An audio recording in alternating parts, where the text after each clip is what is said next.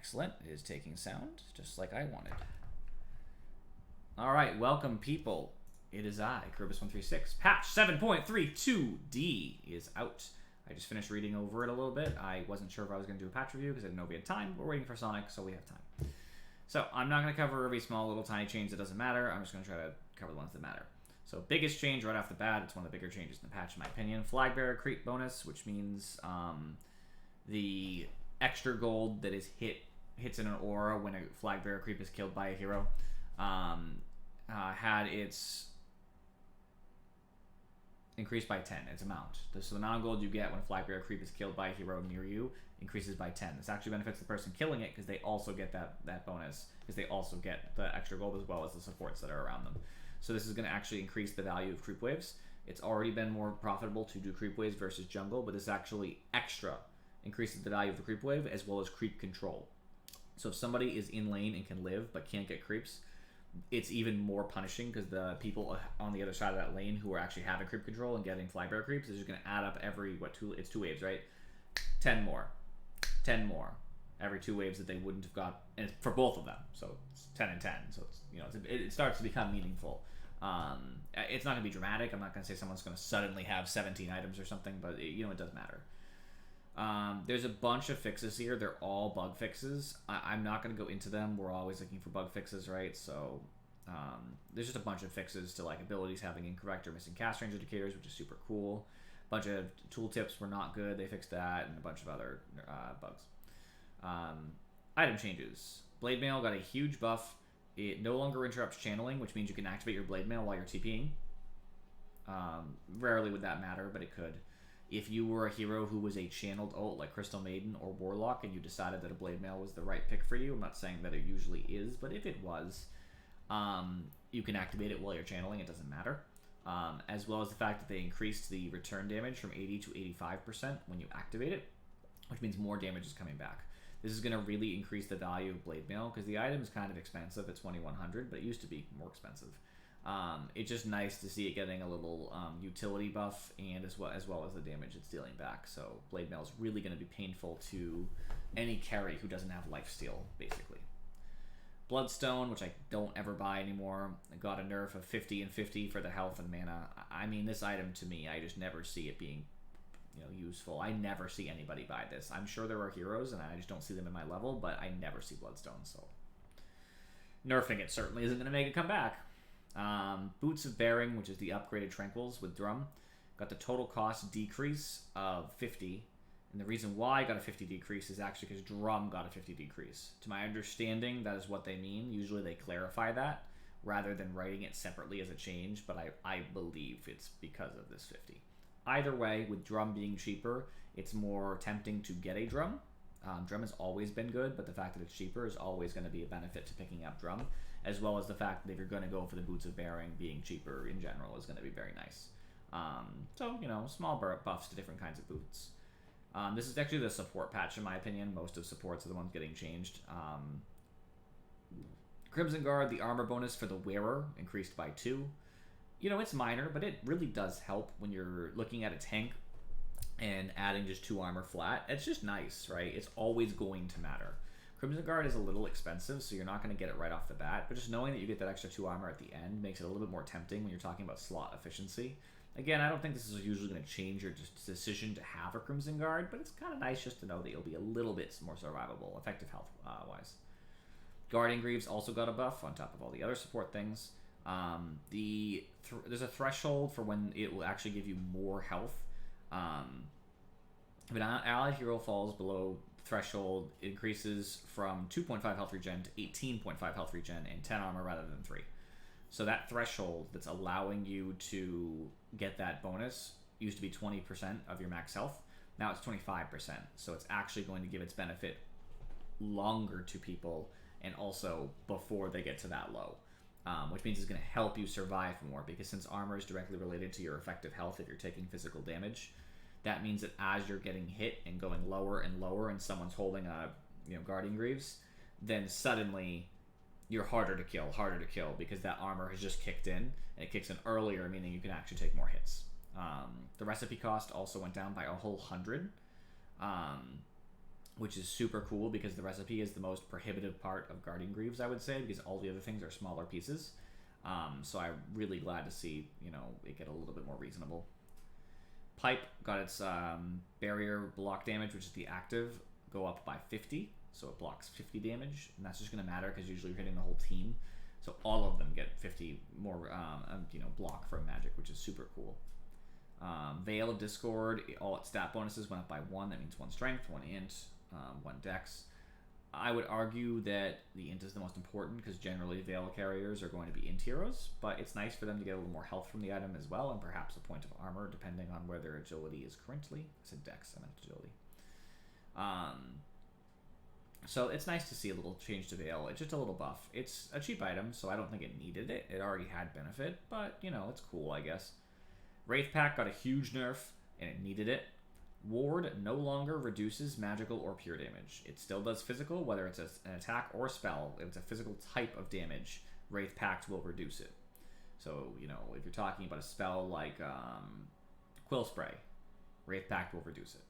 But if it's magic or pure damage, Wraith Pact has no effect on it whatsoever, and that is hugely important when we're talking about heroes like Lena, talking about heroes like Lion, talking about heroes like Visage, which some of it will get reduced and some of it won't. It's just nice to see that Wraith Pact is just less important, because Wraith Pact is too good. It is such a good item, and I see it all the time in higher level games when I'm watching them, so I'm glad to see that it's just getting, shit on, which is that's the point.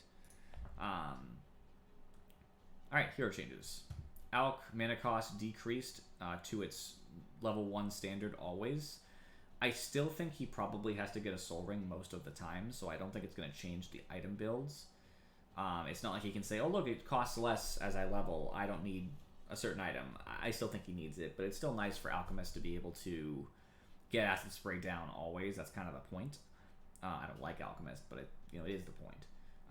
Gravel's Greed ramps up quicker, getting to its maximum, so it actually takes, it starts higher, and it continues in that threshold till the max where it stays the same as it used to be. It's just a faster way for him to get more gold from Bounty Runes earlier, and he doesn't actually have to take Gravel's Greed necessarily as early if he doesn't want to. I still like to because I'm greedy, but, it's a nice little change. It was kind of weird that it scaled from 1.5 to 3, so, weirdly progressively, so I'm glad to see that now it's closer. The talent damage, I guess he got damage per Gravel's Greed stack. I don't remember when that change happened, but it's more. So, it's minor, but I guess he just has more damage late game.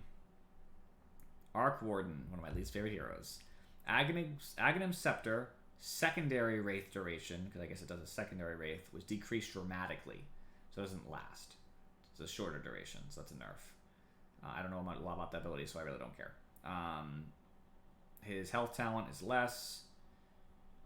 Tempest double cooldown reduction from a talent went down, so it doesn't have the ability to lower the cooldown as dramatically, so it's not up literally all the time. I mean, these aren't big nerfs, but, they're nerfs, and I'll take them for what they're worth. Axe got a small talent buff for move speed, don't care. Bounty Hunter's Shadow Walk. When he attacks out of Invis, it reduces attack speed. Honestly, I hate this hero. I hate this hero so much. It's so fucking gross. I know this is going to be cancer, too. I'm just so mad about it already, but it's whatever. I will admit that Shadow Walk didn't have a ton going for it, so I would rather... If it's going to be on any ability, I'd rather be on Shadow Walk, but he needs another nerf somewhere else to balance out this. Bristleback has significantly more base health regen, just making it easier for him to lane, which is his biggest problem sometimes, because he wants to get in your face, but then gets punished for doing so. This is going to help him in general. I'm not saying he was a bad hero, but it's nice. Broodmother, the Spiderlings have no vision anymore, basically, and the root from Snare went down too, so just some minor nerfs, because you don't even always get Spinner's Snare, and Spiderlings aren't always for vision, so it's whatever. A minor change to the minimum damage on Chaos Strike. Talent change also to the min-max Chaos Bolt, so there's just a little bit more consistency on Chaos Knight, raising the minimum up in general. Crystal Maiden gives less mana if you're not near her, which is a big nerf to Crystal Maiden in general, because one of her benefits is giving mana to her whole team, so now it's more localized, which I think is a good change. Bramble does more damage per tick, which is whatever. It doesn't even do that much damage, so it doesn't really matter. Oh, Dazzle. Oh, this change made me and Furry laugh for a moment. Poison touch duration increased by 1 second at all levels. And the mana cost did go up at the earlier levels, but like, come on. Dazzle's so toxic. Crypt Swarm does more damage at all levels by 10, making it easier for Death Prophet to, burst the wave or burst creeps in the jungle. Her talent for magic resistance went up as well, making her tankier as she levels. Death Prophet I do see get played, but not overly, so I'm okay with this. We'll see how it shakes out. Glimpse is more expensive, making it sad to max it because it's going to be a lot of mana that Disruptor does not have at that time. I know a lot of people do max Glimpse for the catch, but now it's really expensive, so maxing it first is questionable. And talent that makes his static field too big, his static storm too big, got decreased by 50, so that's kind of nice. It was way too big. It was huge. It was a gigantic death circle, so I'm glad to see that nerfed.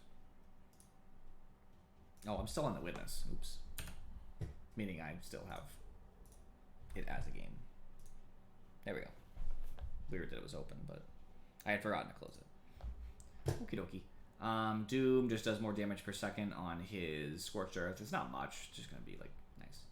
Dragonite got a base damage increase, which he needed desperately. I don't think Dragonite was a very good hero. I'm glad to see that he can last hit and deny and stuff more.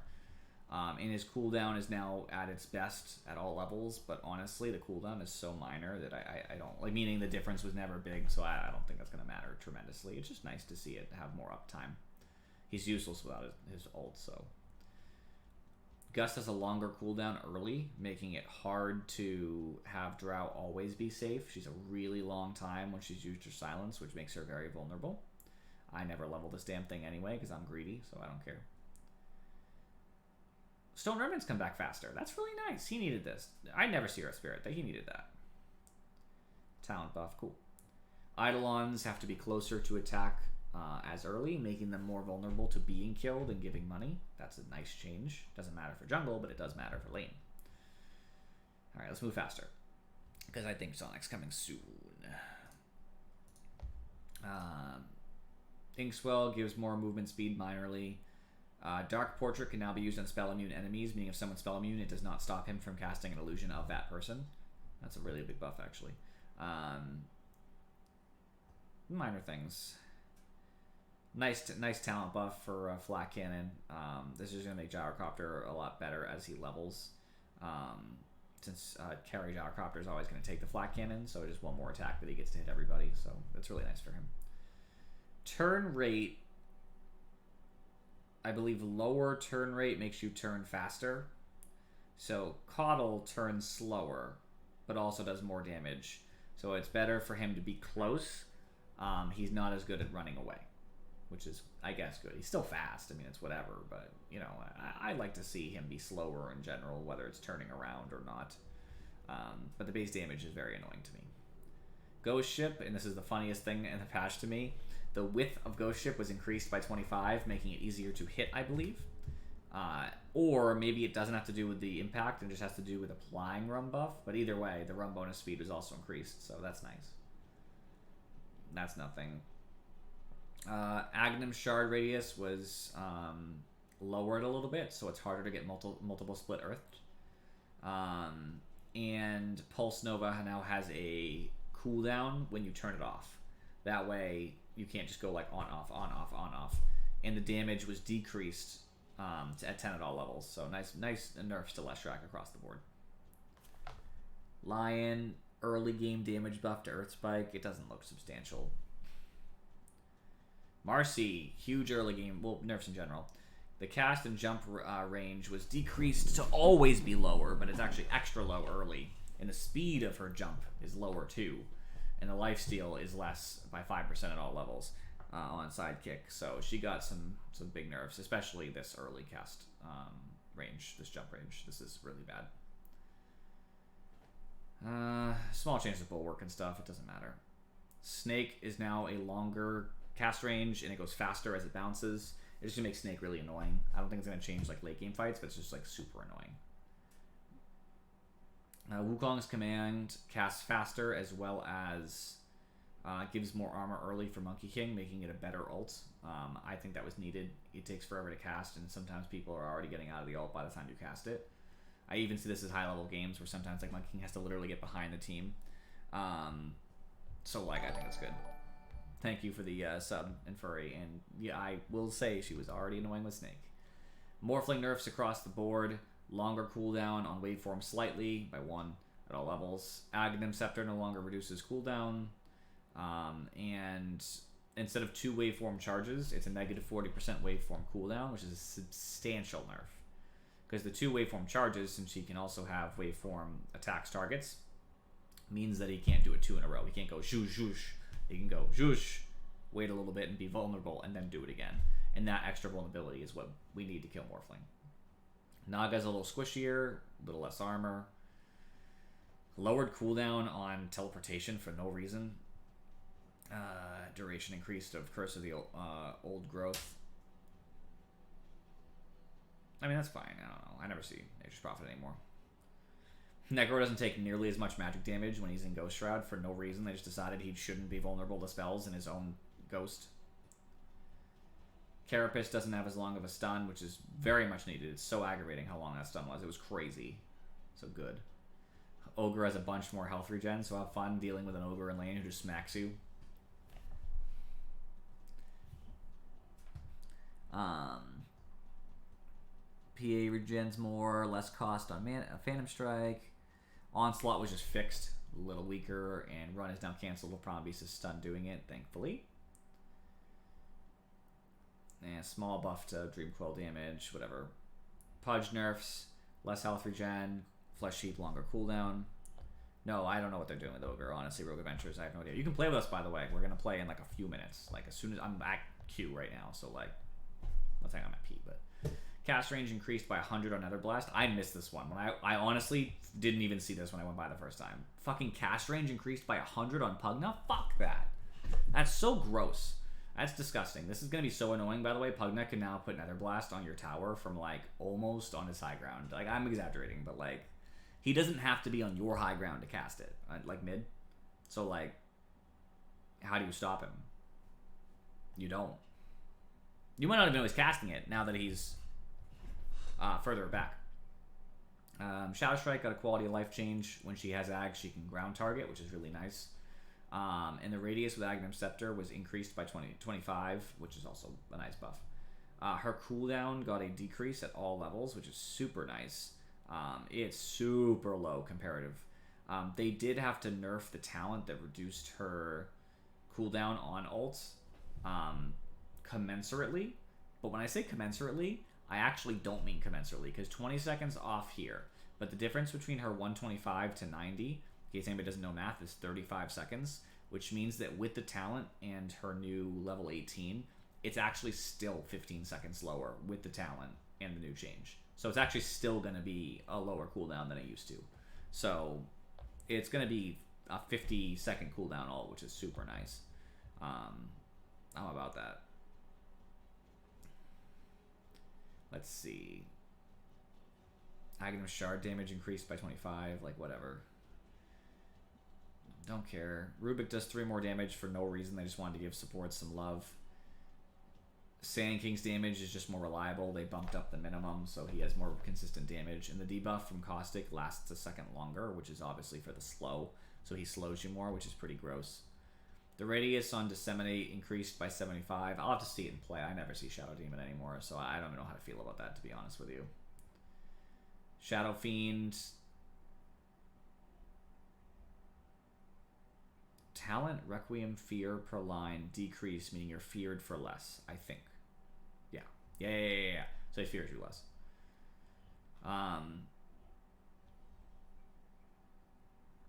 Mana cost decreased on Ether Shock slightly. I mean, it's whatever. As you level, whatever. Arcane Curse has a lower radius at all levels, so it's harder to hit the whole team. Love it. Love it. Shrapnel finally got a mana cost increase. It's only by 25, so I don't think Sniper's going to have mana problems necessarily. But finally, they're trying to address it. And the radius was decreased by 50, so it's not even as big anymore. It's awesome. It's beautiful. I love it.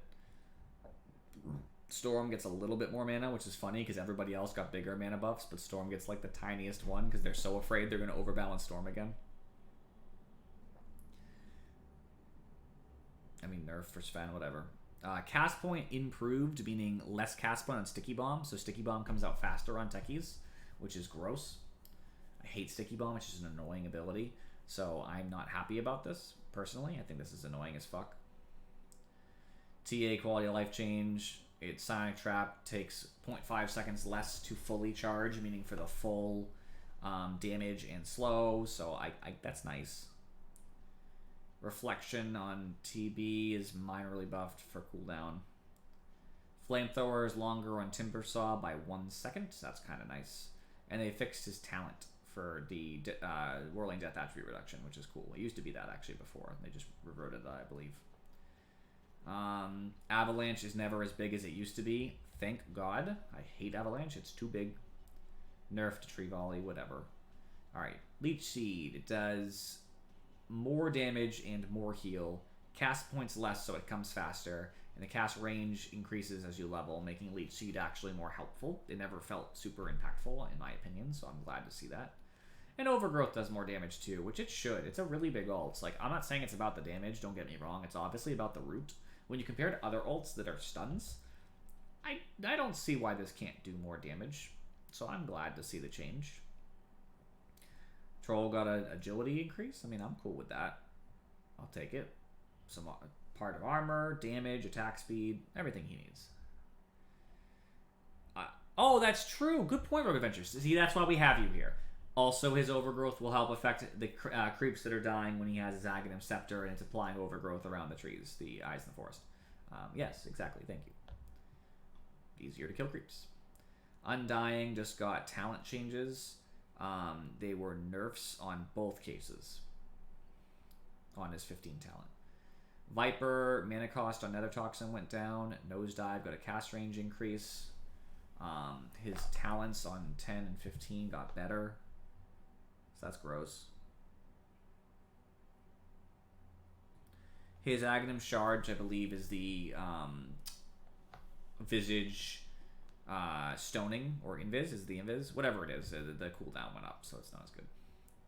Max damage per second for Upheaval. Does Upheaval do damage? It does? The fuck? Went up. So it can actually do more damage if you're in Upheaval longer. So that's kind of cool. Golem has more armor, which is a substantial increase to its effective health. Alright, last two.